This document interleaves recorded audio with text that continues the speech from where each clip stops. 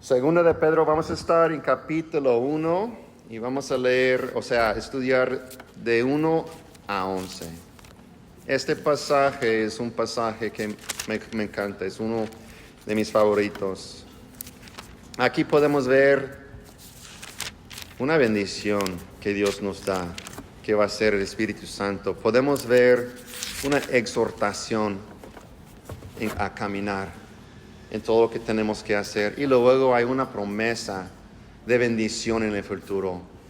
Entonces me gusta mucho esto. Y especialmente el hecho de su divino poder. Hablando de esos hermanos que estaban en el accidente, y es una prueba para su fe. Lo bueno es que ellos no están solos. Tienen el poder del Espíritu Santo ahí para ayudarles en su fe y crecer, fortalecer su fe. Entonces es un pasaje muy, muy bueno que vamos a leer. Es la segunda carta, y sabemos eso porque en capítulo 3, versículo 1 dice: amados, esta es ya la segunda carta que les escribo.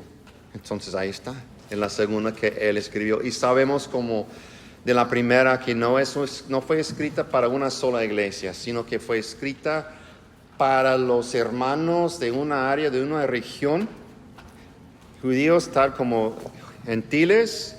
Entonces es para nosotros el día de hoy también, que podemos aprender algo. En la primera carta, Pedro se enfocó sobre la gracia de Dios. En capítulo 5, versículo 12, dice: les he escrito brevemente, exhortando y testificando que esta es la verdadera gracia de Dios. Entonces su enfoque fue la gracia de Dios. En esta carta su enfoque va a ser el conocimiento de Dios.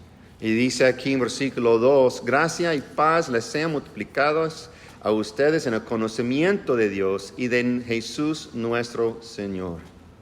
Y es muy importante el conocimiento. De hecho, hay un pastor que dice que menciona el conocimiento 17 veces en esta carta de 3 capítulos, pero 17 veces menciona el conocimiento. Esta palabra conocimiento se usa a lo largo de esta carta y significa conocimiento preciso y correcto. Porque hay mucha gente que tiene conocimiento, pero no es correcto ni preciso. Es muy importante tener conocimiento preciso y correcto. Por ejemplo, estamos en el trámite para adoptar. Necesitamos saber bien, precisamente y correctamente lo que tenemos que hacer para que salga bien, ¿verdad? Y cualquier cosa, si estamos en un asunto legal, necesitamos tener conocimiento. Bueno, queremos un abogado que tenga el conocimiento preciso y correcto para que nos vaya bien, ¿verdad? Entonces es muy importante no solamente tener conocimiento, sino que tener conocimiento preciso y exacto. Y eso es lo que la palabra significa aquí en versículo 2. Es triste porque me imagino que han escuchado los ataques a la iglesia de gente que está afuera, que dice: para ser cristiano uno tiene que como dejar su mente en la puerta. No es para los intelectuales. Es una fe ciega. Pero no es cierto para nada. La Biblia habla mucho de conocimiento y la importancia de eso. Tristemente hay cristianos que creen así. Tristemente hay iglesias y gente que dicen que quieren alejarse del lado intelectual del cristianismo. Y de una manera sí les entiendo, porque hay mucha división. Cuando uno entra a estudiar profundamente la Biblia, cada quien tiene su conocimiento y luego se empiezan a pelear. Entonces, para evitar la pelea, dicen: no quiero nada que ver con eso, no quiero nada con eso. Pero no me gusta eso porque yo lo veo así. Nosotros permitimos el pecado del hombre para guiar nuestra vida y nunca debemos dejar que el pecado de un hombre guíe nuestra vida. El pecado de pelearse por conocimiento, estamos diciendo evitando conocimiento. No, la Biblia dice que necesitamos tener conocimiento. Entonces, no debemos evitar o rechazar lo que es conocimiento. Y tampoco ellos pueden evitarlo. Muchas veces esa gente dice: solo se trata de Jesús. Y suena bonito, y es cierto. Pero yo siempre les hago la pregunta: ¿cuál Jesús? Porque hay 5, los testigos de Jehová tienen uno, los mormones tienen uno, nosotros tenemos uno, los católicos tienen uno y los musulmanes tienen uno, ¿verdad? Entonces no pueden evitar el conocimiento preciso y exacto o correcto. Por simplemente decir se trata de Jesús, porque uno tiene que tener conocimiento preciso y correcto de quién es Jesús para seguirle. Eso es lo que siempre les digo a los testigos de Jehová. Le digo, si yo estoy al lado tuyo y tú vas a seguir a tu Jesús y yo, quizás ahí por la pura vista no se nota que estamos a un grado de diferencia, pero empezamos a caminar unos 2, 3, 5 kilómetros después, vamos a tener una distancia entre nosotros y eso importa. Ese detalle chiquito sí importa, porque ese rumbo nos va a llevar a otro destino. Entonces es importante tener el conocimiento preciso y correcto. Así dice Jesús en Juan 17:3. Y esta es la vida eterna, que te conozcan a ti, el único Dios verdadero, y a Jesucristo a quien has enviado. Entonces Jesús mismo dice que el conocimiento es igual que la vida eterna. Conocimiento de Dios y de Cristo, Él está diciendo en ese versículo, es igual que la vida eterna. Entonces es muy importante. También Pedro nos dice en el último capítulo, casi el último versículo de esta carta, que es a través del conocimiento que crecemos. Cuando uno me dice, no siento que estoy creciendo, yo le pregunto, ¿y cómo va tu estudio? ¿Cómo va con tu tiempo con Dios? Estudian la palabra, el conocimiento. Oh, no sé, digo que ya tiene mucho polvo, tengo que limpiar primero. Entonces por eso no estás creciendo. No podemos esperar crecer si no tenemos conocimiento. ¿Ya sirve? No, ok. No debemos rechazar el conocimiento. No debemos rechazar el entendimiento. Tampoco el estudio serio, el estudio profundo, como hacemos los martes de la palabra de Dios. Entonces, en el pasaje de hoy, Pedro nos va a hablar acerca del crecimiento espiritual del creyente. El crecimiento espiritual del creyente. Voy a leer una vez, versículo 3 a 11. Y si no va a estar en la pantalla, pero sí lo tienen ahí. Pues su divino poder nos ha concedido todo cuanto concierne a la vida y la piedad, mediante el verdadero conocimiento de aquel que nos llamó por su gloria y excelencia.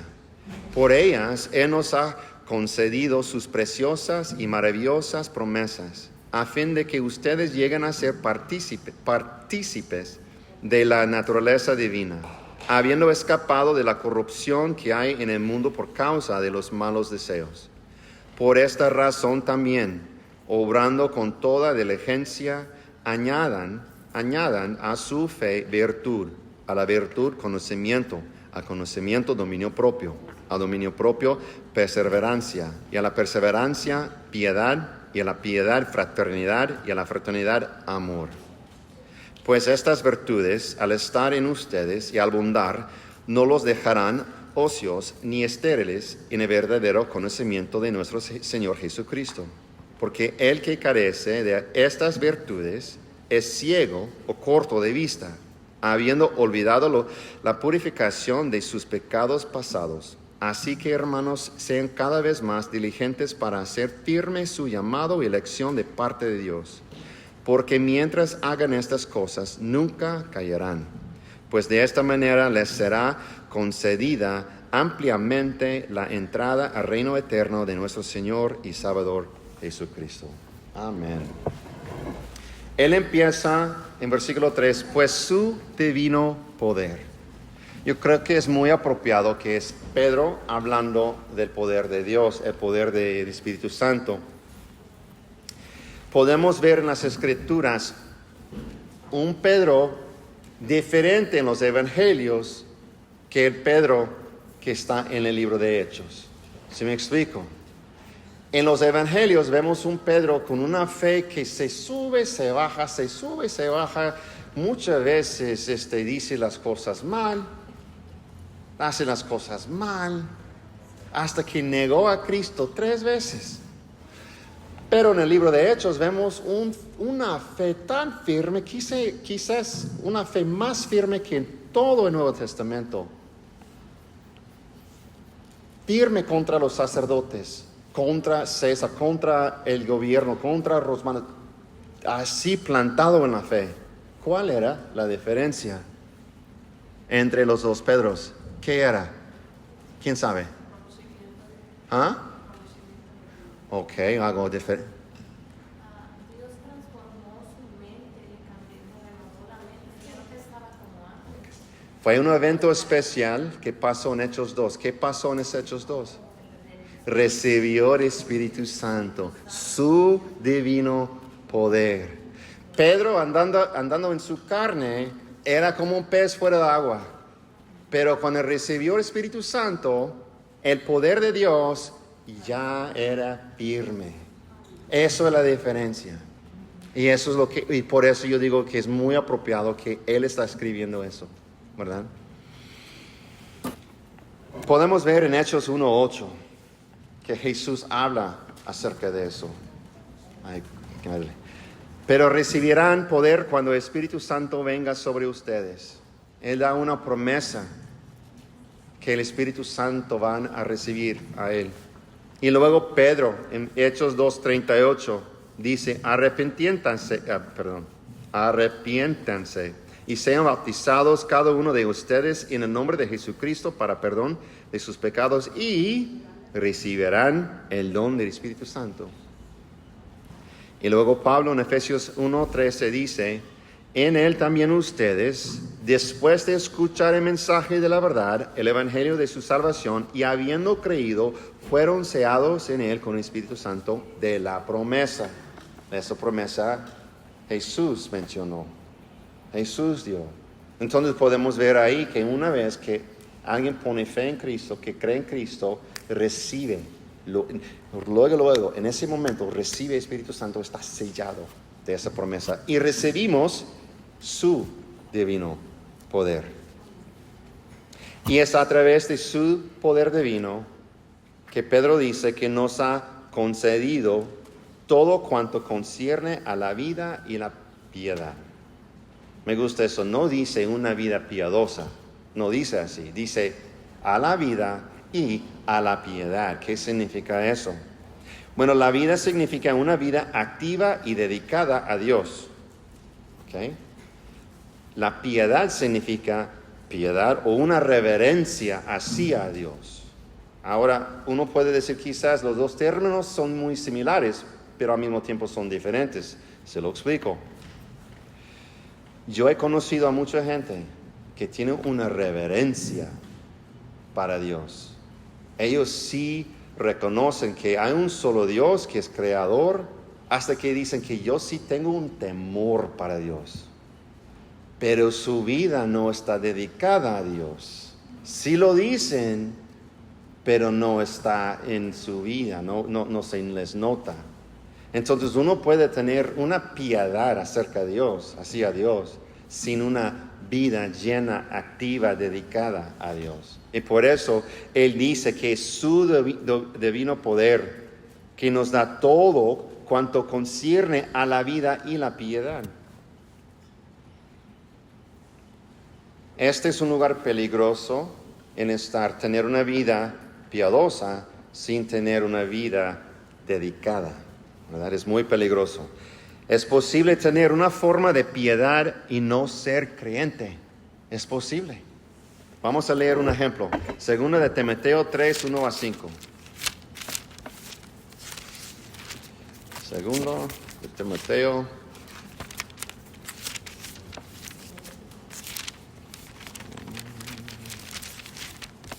3:1-5. Dice así.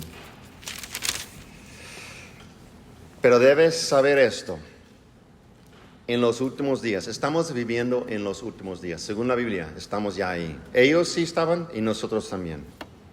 Escuchen lo que dice aquí sobre el tipo de gente que están y podemos ver eso en YouTube, en las noticias. Vendrán tiempos difíciles, porque los hombres serán amadores de sí mismos. Puro selfie. Nada más digo, tengo varios selfies también, pero ávaros, jactanciosos, soberbios, blasfemos, desobedientes a los padres, los papás, sus hijos, ¿verdad? Ingratos, irreverentes, sin amor, implacables, calumniadores, desenfrenados, salvajes, aborrecedores de lo bueno, traidores, impetuosos, envancedidos, amadores de los placeres en vez de amadores de Dios. Y esta es la parte que quiero enfocar. Teniendo apariencia de piedad, pero habiendo negado su poder. Parecen que son piadosos, pero niegan el poder. ¿Por qué lo niegan? Porque no lo tienen. No tienen el divino poder de Dios. No lo tienen. Pedro luego nos dice, pero sin embargo, a los que hemos puesto nuestra fe en Cristo, se nos ha dado el poder para que podamos tener tanto una vida piadosa como una vida dedicada a Él. Sin su poder, no vamos a querer dedicar nuestra vida a Él. Nada más hay que pensar en nuestra vida antes de Cristo, ¿verdad? Si reconocíamos a Dios, quizás íbamos al servicio, a la misa, las Navidades y Día de Pascua, pero nuestra vida no era dedicada a Dios. Ahora con su divino poder, es lo primero que quiero hacer. Si hacemos un viaje, estamos ahí el domingo, la primera cosa que hacemos es buscamos una iglesia cerca, porque yo quiero estar con el cuerpo de Cristo. Yo quiero dedicar mi tiempo con Dios y su reino y su templo y su gente. Entonces es solamente con su divino poder. Pedro luego nos dice que esto se logra mediante el verdadero conocimiento. Así pasa, mediante el verdadero conocimiento. Aquí Pedro nos habla por segunda vez de la importancia del conocimiento. En estos 11 versículos, de 1 a 11, él menciona 3 veces la importancia del conocimiento. En versículo 2, él menciona, es por medio del conocimiento de Dios que la gracia y la paz pueden ser multiplicados para nosotros. Es a través del conocimiento. Aquí en versículo 3 es por medio del conocimiento de Él que todo lo que se requiere para la vida y la piedad nos es dado. Y luego en versículos 5 y 6 vamos a leer que debemos hacer todo lo posible para añadir a nuestra fe el conocimiento.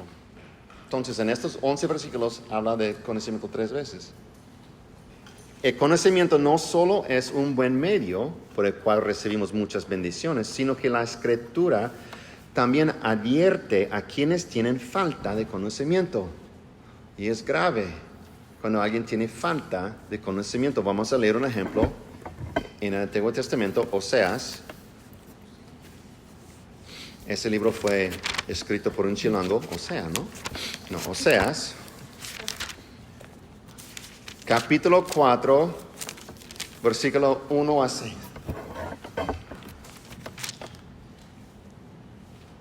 Oseas, capítulo 4, versículo 1 a 6. Pongan atención. Él va a mencionar la falta, o que no hay verdad, la falta de conocimiento, que habían olvidado la ley, pero escuchen a lo que dice, cómo es la gente, la creación, la tierra, por tener esa falta de conocimiento.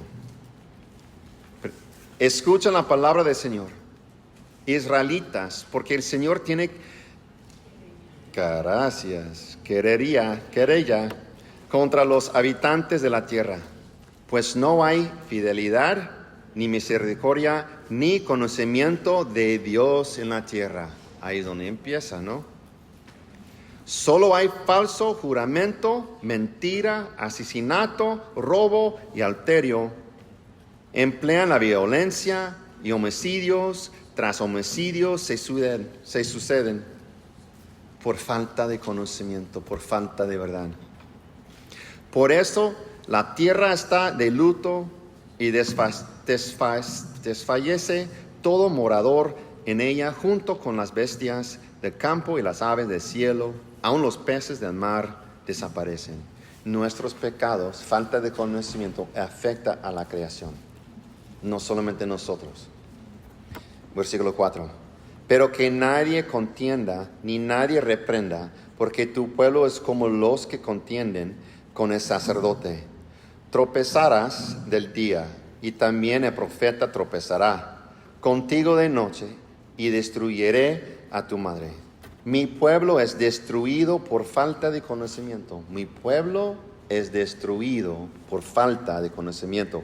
Por cuanto tú has rechazado el conocimiento, yo también te rechazaré, para que no seas mi sacerdote. Está ahorita regañando a los líderes, los maestros. Y es cierto, yo como maestro tengo una responsabilidad de enseñar bien. Pero eso no quita la responsabilidad de cada uno de ustedes de estudiar, probar los espíritus, buscar las palabras para saber si lo que estoy diciendo es correcto, ¿verdad? Como has olvidado la ley de tu Dios, yo también me olvidaré de tus hijos. Eso es por falta de conocimiento, eso es por falta de la verdad, eso es por olvidar la ley, la palabra de Dios. ¿Escucharon ahí? Entonces, mi deseo, mi oración es que nosotros no seamos una iglesia sin verdad, que carece de conocimiento o olvida la ley de Dios, pero que seamos buscadores de la verdad, que crezcamos en el conocimiento del Señor y recordemos de su palabra. Esa es mi oración, amén. Ahora regresando a Pedro, versículo 4, él sigue diciendo que Dios nos ha concedido sus preciosas y maravillosas promesas, amén. A fin de que ustedes lleguen a ser partícipes, lo estoy diciendo mal, ¿verdad? Partícipes, ¿no?, de la naturaleza divina, habiendo escapado de la corrupción que hay en el mundo por causa de los malos deseos. ¿Cuál es la promesa? La promesa es del Espíritu Santo, que es grande y preciosa, maravillosa promesa. Fue prometida a los que creían, los que creían. Jesús dijo que estaría con nosotros para siempre, ¿lo saben? Dijo, el Espíritu Santo va a estar con nosotros para siempre. Investigué un poquito de sus títulos del Espíritu Santo. Él es el Espíritu de verdad, el Espíritu de entendimiento, Espíritu de vida. Él es nuestro consejero, nuestro intercesor, nuestro maestro y nuestro testigo. No hay nada aquí, yo creo, que hace falta para una vida piadosa y una vida dedicada a Dios. Si necesitamos consejo, ahí está. Necesitamos entendimiento, es el Espíritu Santo. Si necesitamos saber lo que es la verdad, Él es el Espíritu de verdad.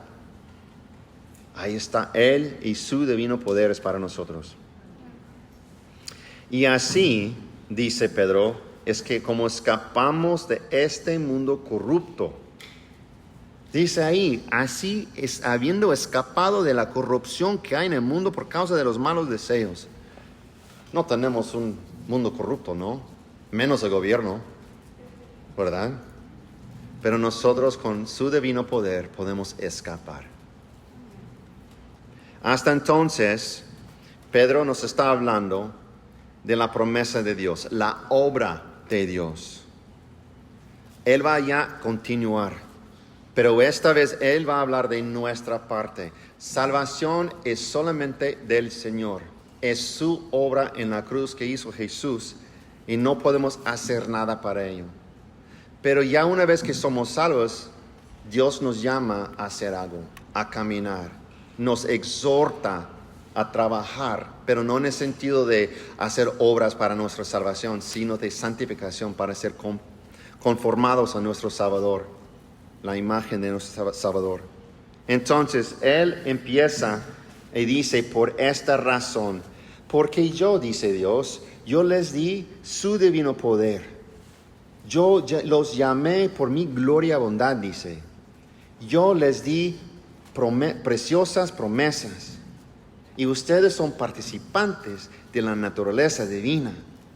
Y con eso ustedes pueden escapar de la corrupción de este mundo con sus malos deseos. Y por esa razón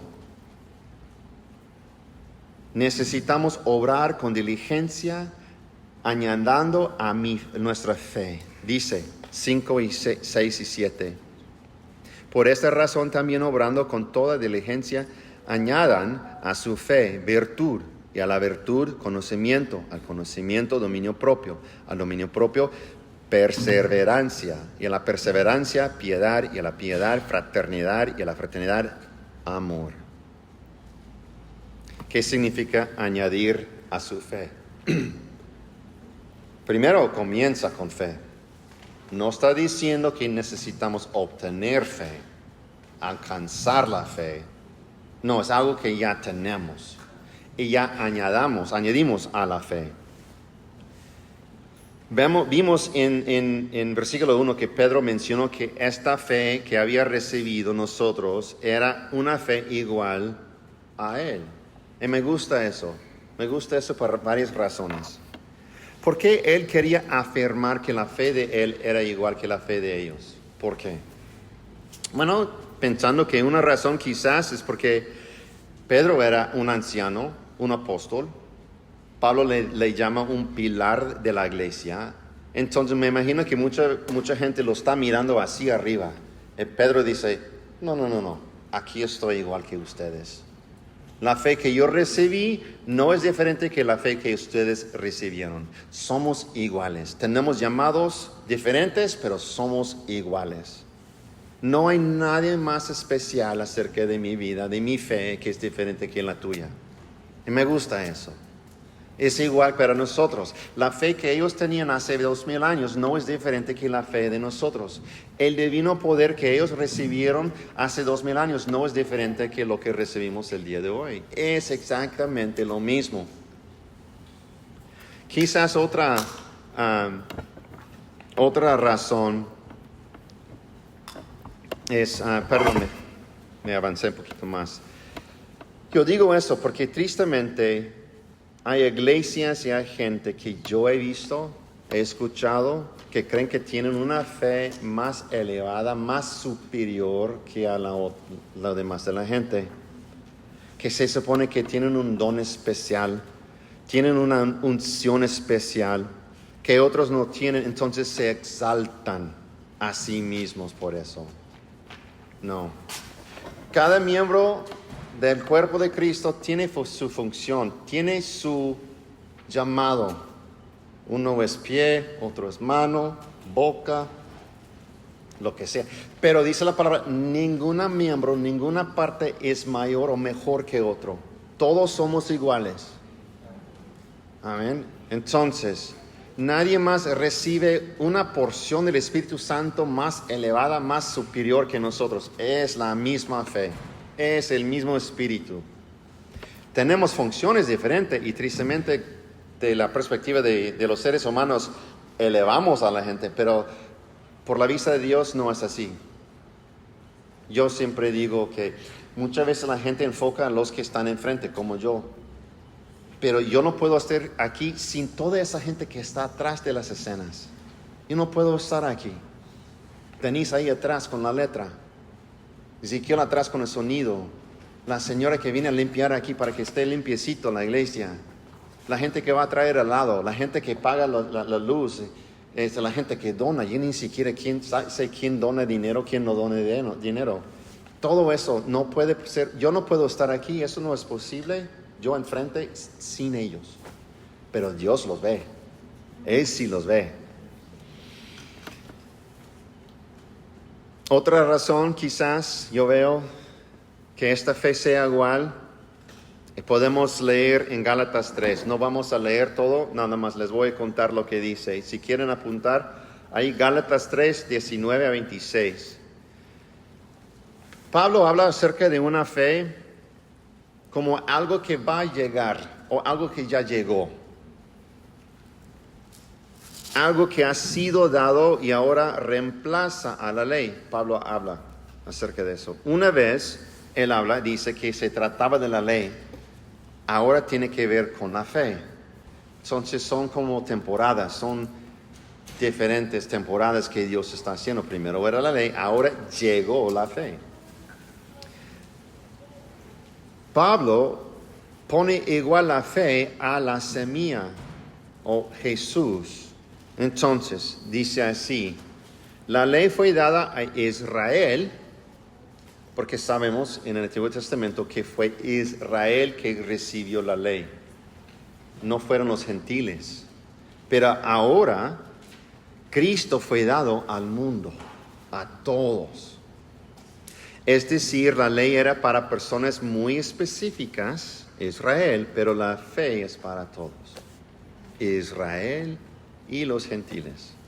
En Gálatas 3:22 dice así: pero la Escritura lo encerró todo bajo pecado para que la promesa que es por la fe en Jesucristo fuera dada a todos los que creen. Entonces, él está diciendo, había una ley que encerró a todos bajo de la ley para que cuando llegue la promesa era salvación o gracia por medio de la fe, y esa fe está dada a todos que creen. Entonces, por eso él dice, me gusta versículo 2, en esta versión que dice que recibieron la fe, en vez de la Reina Valera que dice alcanzaron la fe. Porque alcanzar tiene un sentido que yo fui a buscar, yo fui a hacer algo, yo lo alcancé a subir al autobús, alcancé a no sé qué, pero recibir, ¿qué haces? Nada más es algo que te llega. Entonces me gusta como dice que recibimos esta fe. Y según Pablo es porque creemos y recibimos la fe. Entonces, Pedro está diciéndole a su audiencia que ellos habían recibido una fe igual a la suya porque habían creído en Jesucristo tal como Él lo hizo. El mismo Salvador, la misma fe, el mismo divino poder. La salvación es del Señor, completamente de parte de Dios. Él solo requiere que uno crea. Es decir, es por fe en vez de por obras de la ley. Sin embargo, al mismo tiempo, vemos aquí que Dios espera que nosotros hagamos todo lo posible para crecer en la fe. Una vez que la recibimos, tenemos que hacer algo con ella, ¿verdad? Aquí dice, hay 7 virtudes que necesitamos añadir a la fe. Dice, virtud, conocimiento, dominio propio, perseverancia, piedad, fraternidad y amor. Me gusta cómo esta lista comienza con virtud, porque dice que Dios nos llamó según su virtud. En versículo 3. ¿Dónde está? Nos llaman por su gloria y elección. Perdón, es otra traducción que habla acerca de eso. Gloria, excelencia es virtud. Conocimiento, y luego termina con amor. ¿Por qué? Porque Dios es amor. El fruto del Espíritu empieza con el amor. Ahora Pedro va a continuar y dice en versículo 8, a poseer y crecer en esas cualidades o virtudes cristianas seremos útiles y fructíferos. ¿Quién quiere ser útiles, usados por Dios y fructíferos? Yo, ¿verdad? Versículo 8. Pues estas virtudes, al estar en ustedes y al abundar, no los dejarán ocios ni estériles en el verdadero conocimiento de nuestro Señor Jesucristo. En el libro de Efesios, Pablo les da instrucción que solo cuando cada miembro del cuerpo funciona correctamente, hace su parte, el cuerpo de Cristo se edifica y crece en amor. ¿Se acuerdan de eso? Cada miembro hace su parte, funciona correctamente y hace su parte, es cuando el cuerpo crece en amor. Eso es algo similar. Aquí Pedro nos dice la clave para ser útiles y fructíferos es añadir a nuestra fe estas virtudes. Y no solamente añadir, estar abundando en ellos, ¿verdad? Es un gran privilegio y bendición ser usado por Dios. Yo siempre les comenté en la mañana, en el primer servicio, que cada vez que yo salía a un viaje misionero, siempre salía con la mentalidad que voy a bendecir. vamos a hacer una obra del Señor y vamos a bendecir a ese pueblo. Y cada vez, nunca fallaba, regresando de viaje, yo me sentía más bendecido. Yo, ¿a poco les bendecimos? Yo me fui más bendecido, porque así es. Así es cuando uno es usado por Dios y fructífero, ¿verdad? Es una bendición y privilegio. Hay un gozo inexpresable en ser usado y dar fruto. Regresamos a la iglesia, empezamos a discutir o platicar sobre viaje y nadie podía decir nada porque uno no puede expresar ese gozo, ¿verdad? Entonces es por eso Pedro dice así. Una cosa más que me gusta es que esta lista me ayuda. Por lo menos es algo personal. Me gustan listas así. No es la única. Hay otras. ¿Por qué? Porque es algo de la cual que yo puedo examinar mi vida. En el trabajo siempre me enseñaban como gerente, cada empleado quiere saber dos cosas. ¿Cuál es mi trabajo? Y cómo me va. Muchas veces no sabemos cómo nos va hasta que nos corren. Bueno, no me fue bien, ¿verdad? Entonces, queremos siempre saber cuál es nuestro trabajo y cómo me va. Con esta lista yo puedo examinar mi vida para saber qué es lo que tengo que hacer y cómo me va. ¿Dónde estoy en esta lista? ¿Qué estoy echando suficientes esfuerzos ganas para crecer? ¿O hay algo más que necesito hacer? ¿Dónde hay una falta en mi vida, una área de mi vida? Entonces me gustan las listas porque puedo examinar. La Biblia habla mucho de examinar nuestra vida, nuestra fe, para estar seguro que estamos en la fe. No quiero ser ignorante como ese empleado que ni sabe cómo le va hasta que el jefe dice, ya, vete para tu casa. No, yo quiero saber. Entonces me gusta la lista. Pedro también va a dar una advertencia, versículo 9. Porque el que carece de estas virtudes es ciego o corto de vista, habiendo olvidado la purificación de sus pecados pasados. No solo uno es ciego y corto de vista, sino que esta persona ha olvidado lo que Dios ha hecho por él al limpiarlo de sus pecados. Qué triste es eso. Qué triste es olvidar eso. Estar ciego y olvidar lo que Jesús hizo. Y creo que cada uno de nosotros podemos pensar en un amigo o un familiar que unos ves hace años y el día de hoy, ¿no te acuerdas? ¿No te acuerdas de ese día? ¿De tu bautismo? ¿Ah?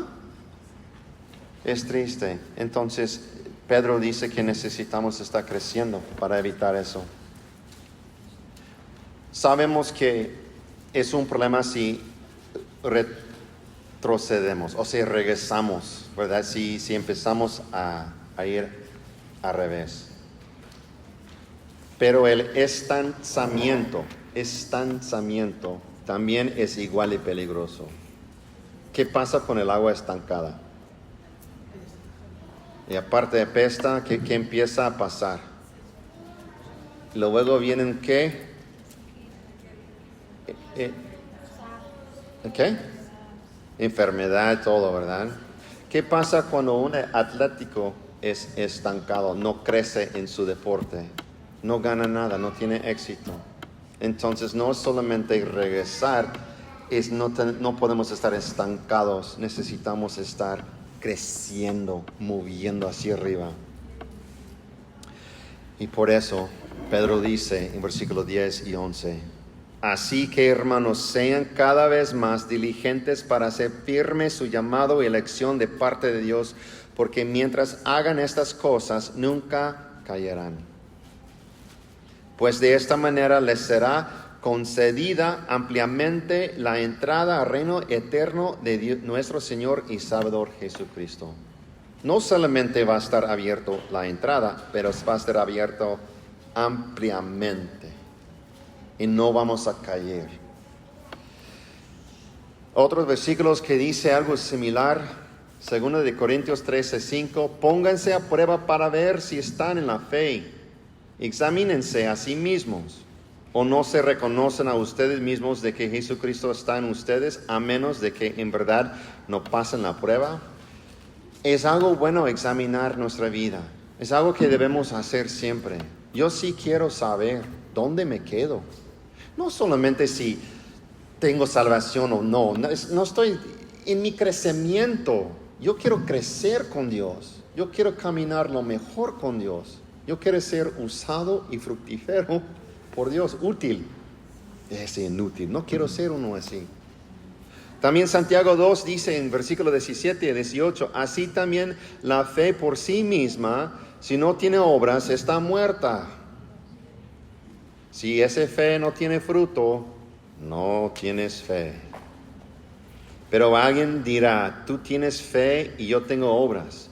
Muéstrame tu fe sin las obras y yo te mostraré mi fe por mis obras. Es decir, no hacemos obras para obtener la fe. Recibimos la fe y esa fe verdadera produce obras. Y eso es una evidencia que sí recibimos la fe. Filipenses 2:12 dice, así que amados míos, tal como siempre han obedecido, no solo en mi presencia, sino ahora mucho más en mi ausencia, ocúpense en su salvación con temor y temblor. Hay que obrar, no para recibir salvación, obrar en la salvación que recibimos con temor y temblor. Entonces, hay varios versículos acerca de examinar. Por eso me gusta esta lista.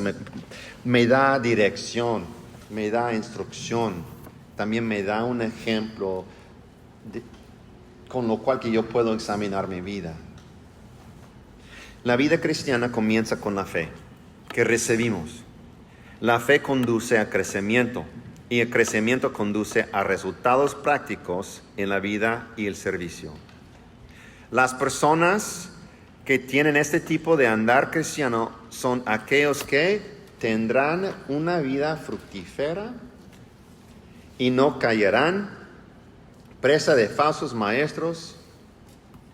Vamos a hablar más. Mucho de esta carta, Pedro nos habla acerca de los falsos maestros. Entonces es bueno que él empieza con esto, porque si estamos haciendo así, echando ganas para añadir a nuestra fe, examinarnos la vida, no vamos a caer en la trampa de los falsos maestros. En primer lugar, podemos consolarnos de que nuestra fe es la misma fe que hace 2000 años. Es la misma, es igual, dice Pedro. Después, es la misma fe que de aquellos primeros discípulos. También que todos y cada uno de nosotros hemos recibido el mismo Espíritu. Entonces, la misma fe y es el mismo Espíritu. Y que es con el poder del Espíritu Santo que podemos vivir una vida dedicada a Dios en toda reverencia. Y al final, al añadir a nuestra fe estas virtudes cristianas de nuestro Salvador Jesucristo, nos da la seguridad de una vida llena de fruto en el reino de Dios. Amén. Denise, ¿estamos listos para la alabanza? Ándale, voy a orar y vamos a adorar al Señor. Señor, gracias. Gracias, Señor, que nos has dado el Espíritu Santo. Ese divino poder, porque sin el Señor estaríamos andando en la carne igual que Pedro antes, ciegos, cayéndonos, Señor. Pero con su divino poder podemos añadir a la fe que nosotros recibimos en ti. Y estar creciendo en el conocimiento de ti, Señor. Y así no nos vamos a caer en una falsa doctrina, una falsa enseñanza o seguir los falsos maestros, Señor. Pero podemos estar firmes, igual que Pedro estaba firme en el libro de Hechos. Para cuando vengan pruebas, para cuando vengan tentaciones, cuando vengan burladores, Señor. Cuando vengan un gobierno, una gente que nos quieren hacer daño por nuestra fe, podemos tener la confianza que tú estás con nosotros. Y te damos toda la gloria y honra, Señor, en nombre de Cristo Jesús. Amén. Vamos a alabar.